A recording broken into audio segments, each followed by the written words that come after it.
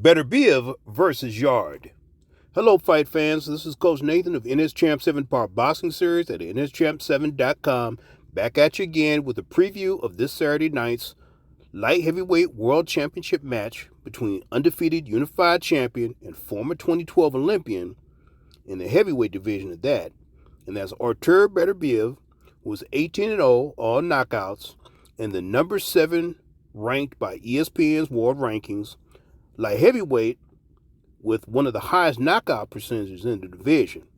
And that's the beast from the East London's own Anthony Yarde, who was 23-2 with 22 knockouts. First off, when this fight was first announced this past summer, I said there was no intrigue whatsoever as to who would win unless Beterbiev was sick, injured, or overtrained. And after watching both men in training camp, I somewhat still stick with that assessment, but it's based upon probably the biggest two-letter word in the history of all mankind, folks, and that's if. If Anthony Yarde if he can't give different defensive looks, rather than just standing in front of his opponent with the low left hand, relying mainly on the shoulder roll, to avoid Beterbiev's wicked right hand, his powerful combinations. Actually, he has a good jab, so he throws every punch in the book quite well. Well, if he doesn't give different defensive looks, it will be a short night. That's why I made the comment there's no intrigue as to who will win. The shoulder roll to slip punches is based on timing and reflexes. And if you're using it the whole fight against an excellent fighter, he has a very good chance of figuring that out over the 12-round distance. And with this guy, Beterbiev, all it takes is one good shot, and it's over. On the other hand, Anthony Yarde can punch. He has 22 knockouts and his 23 wins. And that's important because if you can't punch against a puncher, he has no respect for you. He'll cut the ring off, and you'll pretty much be easy work for him. Unless, of course, you're one of the fastest, slickest boxers the world has ever seen. Also, much credit should go to and respect to Yarde and his team, who've shown absolutely no fear or intimidation leading into this match, which probably has a lot to do with his former thug life, where in the streets you had to worry about more than just fist.